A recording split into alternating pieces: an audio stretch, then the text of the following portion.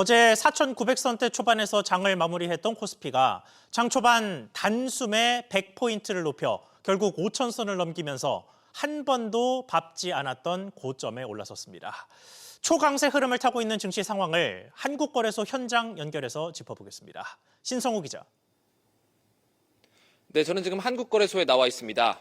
네, 지금 신 기자 뒤쪽으로 지수가 보이는데 5,000선을 훌쩍 넘긴 상태죠.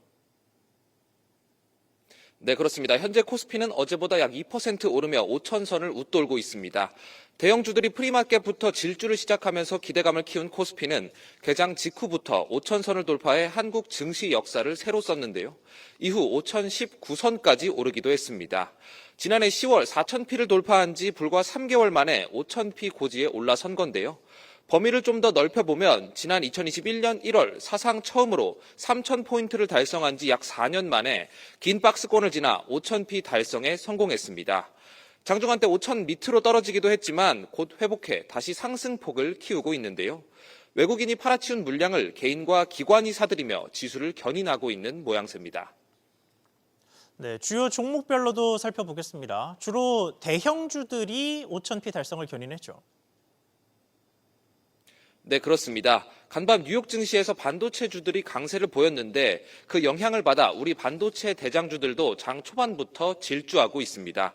삼성전자 약 4%, SK하이닉스 약 3% 상승하고 있고요. 특히 삼성전자는 프리마켓에서 한때 16만 원을 찍기도 했습니다. 반도체주와 함께 우리 증시를 쌍끌이하고 있는 것은 바로 2차 전지 관련주들인데요. 삼성 SDI는 두 자릿수대 상승률을 보이고 있고 이 밖에 LG 에너지솔루션과 포스코 퓨처엠 등도 상승 곡선을 그리고 있습니다. 대형주들의 질주에 코스피는 어느새 5,000피를 지나 6,000피를 바라보고 있습니다. 지금까지 한국거래소에서 SBS 비즈 신성우입니다. 간밤에는 뉴욕 증시도 급등하면서 전날의 하락분을 일제히 만회했는데 이른바 서학개미들 중에 해외 주식을 팔아서 세금을 낸 사람이 지난해 처음으로 50만 명을 넘겼습니다. 비과세 범위 이상으로 큰 수익을 거둔 사람들이 그만큼 많았다는 의미인데 이 내용도 자세히 알아보겠습니다. 이한나 기자. 네, 이한나입니다. 네, 그러면 인원수로 봤을 때 얼마나 늘어난 겁니까? 네, 2024년 귀속 지난해 해외 주식 양도소득세 신고 인원은 전년보다 2.5배 넘게 늘어난 52만 3,709명으로 역대 처음으로 50만 명을 넘어섰습니다. 해외 주식을 팔아 얻은 차익이 250만 원을 넘겨 세금 신고 대상이 된 투자자들인데요. 해외 주식 양도소득은 250만 원까지 기본공제가 적용되고 이를 넘는 금액에는 22%의 세율이 매겨집니다. 신고 인원 급증의 배경으로는 2024년 미국 증시의 강한 상승세가 꼽힙니다. 같은 기간 S&P 500과 나스닥 지수는 각각 20% 넘게 상승한 반면 국내 증시는 상대적으로 부진해 해외 주식 수익 실현이 집중됐습니다. 이 영향으로 지난해 신고된 총 양도 차익은 14조 원을 넘어 전년 대비 4배 이상 급증했고요. 양도 차익을 신고자 수로 나눈 1인당 평균 양도 차익은 2,800만 원 수준입니다. 자, 그러니까 결국 2024년의 증시가 이제 세금으로 반영이 됐다는 건데 해외 투자의 열기는 그 이후 현재까지도 여전하죠. 네, 그렇습니다. 실제로 미국 주식 보관액은 2022년부터 지난해까지 3년간 3배 이상 늘며 해외 투자 쏠림이 뚜렷해졌습니다.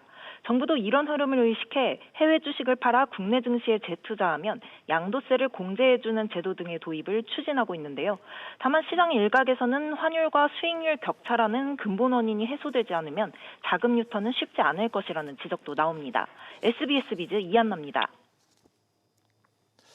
증시 초강세 속에서도 웃지 못하는 투자자들도 있습니다. 비상장 계열사의 중복 상장 논란에 휩싸인 LS의 소액주주들입니다. 이들 소액주주들이 결국 집단 행동에 나섰습니다. 조슬기 기자. 네, 조슬기입니다. 네, 문제의 상장 추진 계열사가 에식스죠. 소액주주들의 상황 어떻습니까? 네, LS 소액주주연대와 소액주주 플랫폼 액트가 이 에식스 상장을 막기 위한 구체적인 실력 행사에 돌입하겠다는 뜻을 밝혔습니다. 주주연대 측은 이 LS가 중복 상장만은 안 된다는 주주들의 절박한 목소리를 끝내 외면했다면서 말로 하는 이 설득의 단계는 지났다라고 말했습니다. 에식스는 LX가 2008년 인수한 미국 회사로 전기차 모터, 인공지능 데이터 센터 전력망의 필수적인 특수 권선을 만드는 회사로 전력 슈퍼사이클 수혜 기업으로 꼽히고 있습니다. 한국거래소는 LS 측이 제출한 에식스 유가증권 시장 상장 예비심사 신청서를 접수받아 현재 심사가 한창 진행 중인데요. 소액주주들은 이와 관련해 지난해 11월 에식스 상장 예비심사 불승인을 촉구하는 1차 탄원서를 제출했고 지난 16일에도 2차 탄원서를 추가로 제출한 상태입니다. 또 LS 측이 제시한 이 모회사 주주 대상 공모주 특별 방안 역시 거부 의사를 분명히 했는데요. 소액 주주들은 이 공모주 특별 배정은 주주 가치 훼손을 100만큼 하려던 것을 80으로 줄이겠다는 것이라며 훼손 그 자체를 거부한다라고 덧붙였습니다. 네, 그러면 이에 대해 회사 측은 어떤 입장입니까? 네, LS 측은 이 주주 모두의 가치 증대를 위한 불가피한 선택이라며 소액 주주들이 반발하는 상장을 강행하겠다는 입장입니다. 대안으로 거론되는 전략적 투자자 유치에 대해서는 이해상충 가능성이 크고 기술 노하우 유출과 경영 간섭 우려가 존재한다며 차입이나 제3자 배정 유상증자도 현실적으로 제약이 크다라고 선을 그었습니다. LS는 이달 중 2차 기업 설명회를 열어 공모 청약 방식이 확정되는 대로 구체적인 상장 계획을 안내하고 배당과 밸류업 정책을 포함한 추가 주주 환원 방안도 발표할 계획입니다. SBS 비즈 조슬기입니다. 다음 소식입니다. DB손해보험이 지난해 2조 3천억 원을 투입해 사들인 미국 보험사에 대한 자회사 편입을 신청한 것으로 확인됐습니다. 금융당국의 심사를 받아야 하는데 막대한 자금을 들여서 사는 만큼 보험사 건전성에 미칠 영향이 변수입니다. 단독 취재한 기자 연결해 보겠습니다. 이민후 기자. 네, 이민호입니다. 네, 금융당국의 심사도 이미 시작이 된 거죠? 네, DB손해보험이 연초 금융당국에 미국 특허보험사 포테그라에 대한 자회사 편입 승인 신청서를 제출하면서 본격적인 심사가 시작됐습니다. DB손보는 지난 6일 금융위원회에 자회사 편입 신청서를 제출했고 해당 안건은 금융감독원으로 입처돼 현재 편입 승인 심사가 진행 중입니다. 심사 기간은 최대 2개월로 상반기 내에는 최종 승인 여부는 금융위원회 전체 회의에서 의결될 전망입니다. 보험업법상 보험사가 국내외 기업을 자회사로 편입할 경우 금융위의 사전 승인을 받아야 합니다. 앞서 DB손보는 지난해 9월 포테그라를 약 2조 3천억 원에 인수하겠다고 밝혔는데 이는 국내 보험사회 해외 보험사 인수합병 사례 가운데 역대 최대 규모입니다. 네, 심사 항목 중에서는 결국에는 건전성, 그러니까 지급 여력 비율이 핵심이겠습니다. 그렇습니다. 금감원은 보험업법에 따라 자회사 편입이 지급 여력과 계약자 보호에 미치는 영향을 중심으로 자본 적정성, 해외 사업 리스크 등을 종합 심사하는데요. 특히 내년부터는 기본 자본 지급 여력 비율 킥스 규제가 도입되면서 건전성과 관련된 비율이 핵심으로 꼽힙니다. DB손해보험의 지난해 3분기 기본 자금 지급 여력 비율은 전기 대비 8.3%포인트 상승한 88%로 적기 시정 조치 기준인 50%는 물론 권고치인 80%도 웃도는 수준입니다. DB손보는 자체 보유 자금으로 인수를 추진할 예정인데 인수 이후 가용자본 감소로 지급 여력 비율이 하락할 가능성이 있어 당국의 심사가 보다 엄격하게 이뤄질 전망입니다. SBS 비즈 이민호입니다. 국내 1호 인터넷 전문은행인 K뱅크가 오는 3월 세 번째 코스피 입성에 도전합니다. 첫 은행장 연임이 이 IPO 결과에 달렸다는 관측이 나오는 가운데 사회 이사들도 대거 임기 만료를 앞두고 있어서 이사회 지각 변동도 예고됐습니다. 취재기자 연결해 보겠습니다. 정보윤 기자. 네, 정보윤입니다. 네, 일단 최우형 행장의 임기는 이미 만료가 된 상황이죠. 네, 그렇습니다. 지난해 말까지였던 최우형 K뱅크 행장의 임기는 오는 3월 정기 주주총회까지 자동 연장된 상태입니다. 임원 후보 추천위원회가 차기 행정 후보를 확정하지 않았기 때문인데 IPO 결과로 연임 여부를 판단하겠다는 것 아니겠냐는 해석이 많습니다. 다음 달 4일에서 10일 진행되는 기관 투자자 수요 예측을 거쳐 공모가를 확정하게 되는 만큼 수요 예측 결과가 최대 변수가 될 것으로 보이는데요. K뱅크의 IPO 도전은 이번이 세 번째인데 오는 7월까지 상장하지 못하면 재무적 투자자인 FI가 대주주 지분을 포함해 동반 매각 청구권을 행사할 수 있어서 이번이 사실상 마지막 시도입니다. 네, 그리고 사회 이사진들도 대거 교체될 가능성이 높다고요. 네, K뱅크는 다음 달 20일까지 주주들을 대상으로 사회이사 예비 후보군 추천 접수에 나섰는데요. 현재 K뱅크의 사회이사는 8명으로 이 중 7명이 오는 3월 임기가 만료되고 여기엔 임추위를 구성하는 사회이사 3명 중 2명도 포함됐습니다. 이번 IPO 결과에 따라 사회이사진의 교체 여부도 크게 달라질 전망인데요. 구주 매출에 참여하는 FI 측 사회이사 3명이 임기 만료를 앞두고 있어 상당히 완료되면 퇴임 수순을 밟을 가능성이 높기 때문입니다. 이번 예비 후보군 접수 역시 대규모 교체를 염두에 두고 인력풀 확보에 나선 것이라는 해석이 나옵니다. K뱅크 관계자는 지난해 2월 기준 주주와 외부 전문기관 추천 포함해 44명의 사회이사 후보군을 관리 중이라며 다양한 후보군 중에서 임추위가 결정에 선임할 것이라고 밝혔습니다. SBS 비즈 정보인입니다. 우리 일상에 변화를 주는 소식들도 보겠습니다. 일단 자영업자 소식인데 영세한 자영업자들이 카드 수수료를 중복으로 내오던 구조에 대해 금융당국이 손질에 나섰습니다. 요즘 특히 보급이 많이 되고 있는 키오스크와 관련해서 중간 결제 대행업자들이 여럿 끼어드는 중복 현상이 나타나고 있었다는데 자세한 문제점과 개선책까지 단독 취재한 기자 연결해 보겠습니다. 오수영 기자. 네, 오수영입니다. 네, 일단 소상공인들이 결제 수수료를 중복으로 내고 있던 자세한 이유가 뭡니까? 네, 영세한 자영업자일수록 카카오페이 등 큰 회사와 직접 계약하기 어렵기 때문입니다. 네이버페이 등 큰 회사와의 계약을 이미 갖고 있는 중소페이사와 자영업자가 계약을 함으로써 2개 이상의 페이사를 끼고 있었던 건데요. 소상공인이 중소페이사와 계약할 때는 수수료 정보를 제공받지 못하고 있습니다. 현재는 간편결제 거래 규모가 월 평균 1,000억 원 이상인 11개 업체만 수수료를 공시하고 있는데요. 앞으로는 중소페이사가 소상공인과 계약할 때는 물론이고 갱신할 때도 수수료율을 투명하게 공개하도록 함으로써 수수료를 과다하게 받는 중소페이사를 퇴출시키겠다는 게 금융위원회 방침입니다. 특히 카드사나 상위 페이사가 받은 수수료와 소상공인과의 계약 주체인 페이사가 받는 수수료를 각각 구분해서 밝히도록 함으로써 실효성을 높일 예정입니다. 네, 그러면 이런 구조가 개선이 되면 소비자의 부담도 낮아질 수 있는 것 아닙니까? 그렇습니다. 소상공인이 결제 수수료를 아끼게 되기 때문에 장기적으로는 온라인과 오프라인 상품 가격 하락에 도움이 될 것으로 보입니다. 다만 금융위원회 관계자는 신용카드 수수료 때문에 소상공인이 상품값을 올린다는 게 확인되지 않았듯 중소페이사의 높은 수수료를 소비자에게 일부 전가하느라 앞서 물건값을 높였다고 단언하기도 어렵다고 덧붙였습니다. SBS 비즈 오수영입니다. 최근 정부가 LG U+의 알뜰폰 자회사를 상대로 무더기 제재 조치를 내렸습니다. 이 알뜰폰 자회사 일부 고객이 정부기관이나 금융기관인 것처럼 속인 스미싱 문자를 대량으로 보냈는데 회사에서 무대응으로 일관하다 철퇴를 맞았습니다. 박규준 기자. 네, 박규준입니다. 네, 일단 제재를 받은 LG U+의 알뜰폰 자회사는 어디고 어떤 종류의 제재를 받았습니까? LG U+가 지분 99%를 갖고 있는 알뜰폰 사업자 미디어로그라는 회사입니다. 이 과기부는 지난달 30일 이 미디어로그를 상대로 전기통신사업법 위반으로 총 4개 항목에 대해서 시정명령 3건, 과태료 2건, 과징금 1건을 부과했습니다. 특히 제재 내용을 보면 이 미디어로그가 자사 고객이 대량으로 스미싱 문자를 보낸 것에 대해서 무대응으로 일관하다 시정명령을 받은 게 눈에 띄는데요. 관련 과기부 설명을 들어보면 한국인터넷진흥원이 운영하는 사칭전화 신고관리 시스템으로 스미싱 문자 신고가 대량으로 들어갔고 이 내용들이 미디어로그에 통지가 됐지만 회사는 아예 대응 자체를 하지 않았습니다.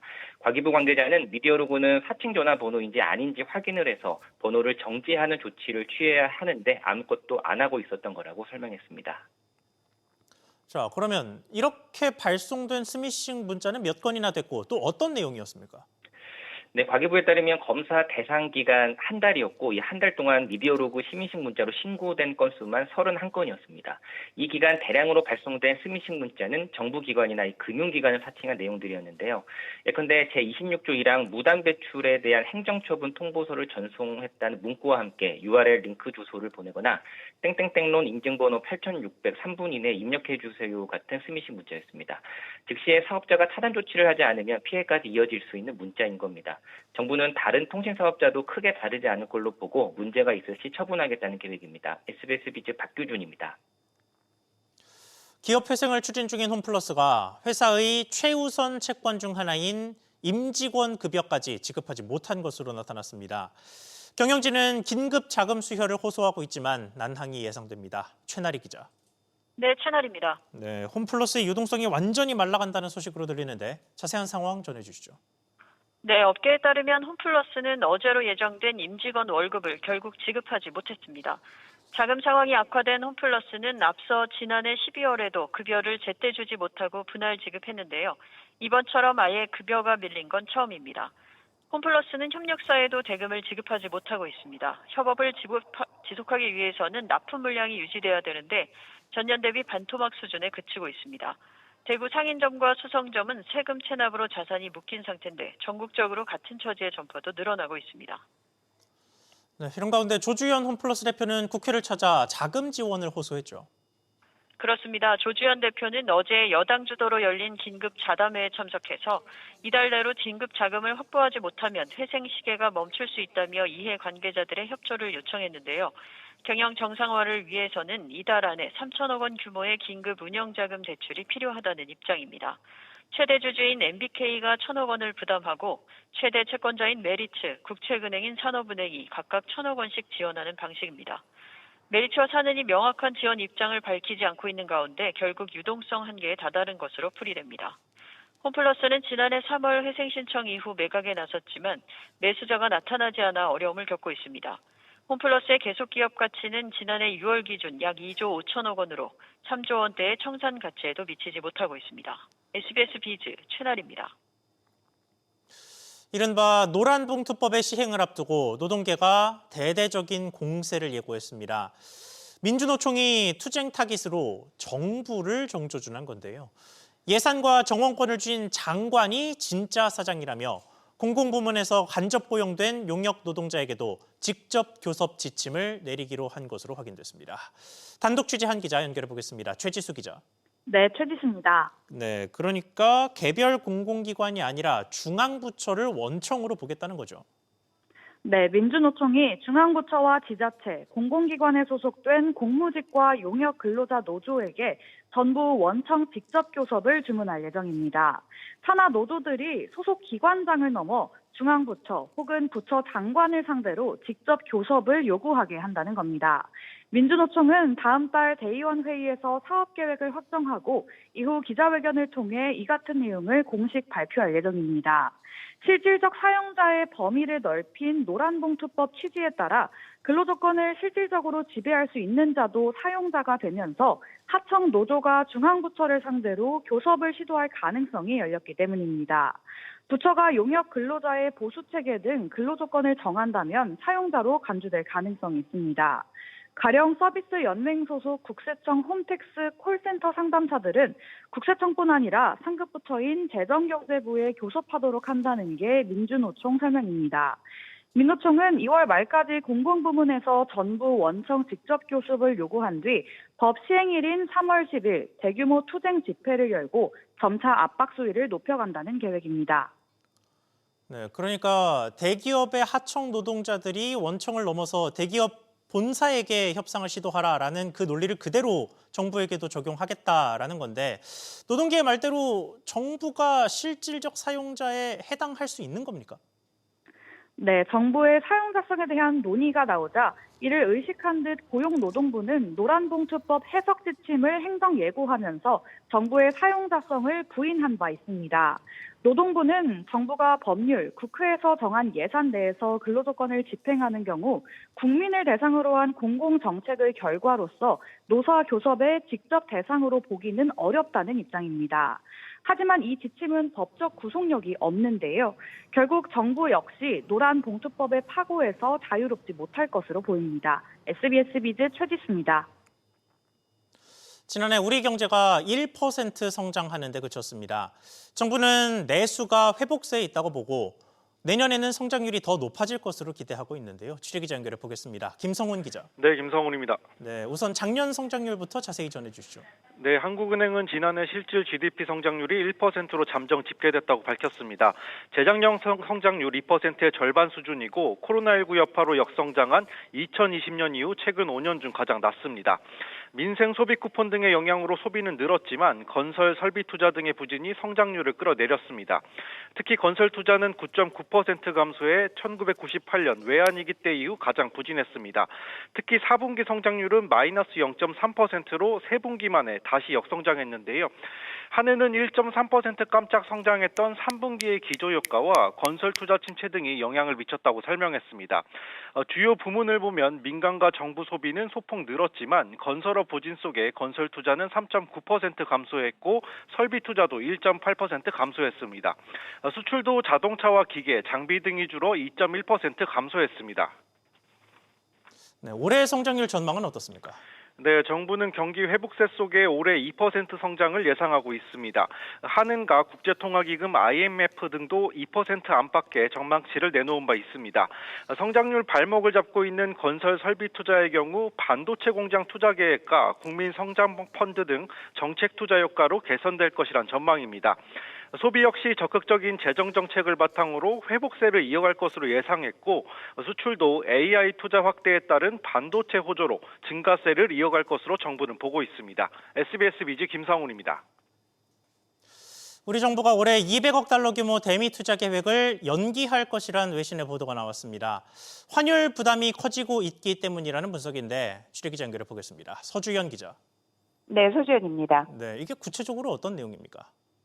네, 블룸버그 통신은 현지 시간 20일 한국 정부가 원화 약세로 인해 올해 미국에 최대 200억 달러를 투자하기로 한 것을 미룰 것이다라고 전했습니다. 우리 정부는 지난해 11월 미국에 3,500억 달러를 투자하기로 하고 이 가운데 2,000억 달러는 연간 200억 달러 내에서 장기 투자하는 데 합의했습니다. 블룸버그는 소식통을 인용해 외환시장 상황이 안정될 때까지 해당 투자를 미뤄야 할 것이라고 밝혔다고 전했는데요. 다만 한국 정부가 특정 수준을 염두하고 있는지는 구체적으로 언급하지 않았다고 밝혔습니다. 지난 14일 스콧 베센트 미 재무장관이 외환시장에 구두 개입성 발언을 한 데 대해서는 아직 그 영향력을 판단하기는 이르다고 평가를 했습니다. 네, 합의한 투자를 미루는 게 가능한 겁니까? 네, 앞서 체결한 한미 양해각서에는 외환시장 불안 등이 우려될 경우 납입 시기나 규모 등의 조정을 요구할 수 있다는 내용이 포함되어 있습니다. 구윤철 부총리는 지난 16일 로이터와의 인터뷰에서 올해 상반기 대미 투자가 시작될 수 있냐는 질문에 그럴 가능성은 크지 않다고 밝히기도 했는데요. 정부는 향후 환율 상황에 따라 투자 시점과 규모를 재조정해 나갈 전망입니다. SBS 비즈 서주연입니다. 트럼프 미국 대통령이 그린란드 병합을 위해 꺼내들었던 관세 카드를 걷어들였습니다. 유럽은 일단 안도하면서도 경계심을 늦추진 않고 있는데 취재기자 연결해서 상황 짚어보겠습니다. 이한승 기자. 네, 이한승입니다. 네, 일단 트럼프 대통령이 관세 부과 계획을 취소했습니다. 네, 트럼프 대통령은 현지 시간 21일 자신의 소셜미디어에 유럽 국가들에 매기기로 한 관세를 부과하지 않기로 결정했다고 밝혔습니다. 당초 미국의 그린란드 병합에 반대하는 유럽 8개국을 대상으로 다음 달 1일부터 10%의 관세를 매기고 6월부터는 25%의 관세를 매기기로 했는데 이를 철회한 겁니다. 트럼프 대통령은 그린란드와 북극 지역에 관해 나토 사무총장과 합의의 틀을 만들었다고 관세 철회 배경을 설명했습니다. 그러면서 그린란드에 적용되는 미국의 차세대 미사일 방어 체계인 골든돔에 대해서도 추가 논의가 진행 중이라고 밝혔습니다. 네, 유럽 국가들의 반응은 어떻습니까? 네, 안도와 경계심이 교차하는 분위기입니다. 우선 트럼프 대통령과 그린란드 합의의 틀을 마련한 마르크 리터 나토 사무총장은 회담이 성공적이었다고 평가하면서도 아직 해야 할 일이 많다고 말했고요. 라르스 로케 라스무센 덴마크 외무장관은 이번 결정을 긍정적으로 평가하면서도 트럼프 대통령의 야욕이 여전하다고 지적했습니다. 라르스 클링바일 독일 재무장관도 성급한 기대는 이르다는 반응을 보였습니다. 무력카드와 관세카드가 모두 철회됐지만 트럼프 대통령은 그린란드는 미국 영토라며 병합 의지를 고수하고 있어 어렵게 마련한 합의의 틀이 어떻게 구체화될지가 중요해 보입니다. SBS 비즈 이한승입니다.